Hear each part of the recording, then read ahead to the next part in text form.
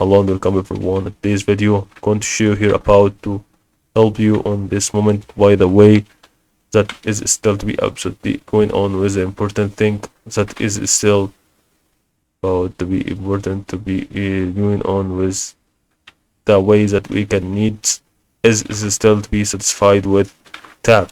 Okay, so how you tab on Figma? First, you can actually type tab and then start to go variables.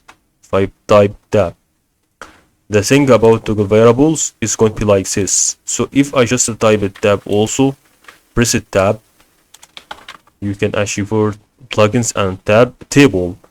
For a table creator, you can actually create a table and then create a table like this. Now as you can see, certain way or a certain plugin will open. Now we can create a new template. Now create a certain table as you want. Click on create table. Okay, here it is. It has been created.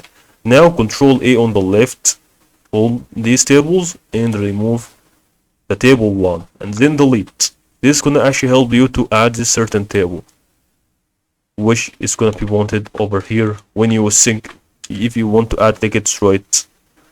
And I hope you see this video helpful and thank you for watching.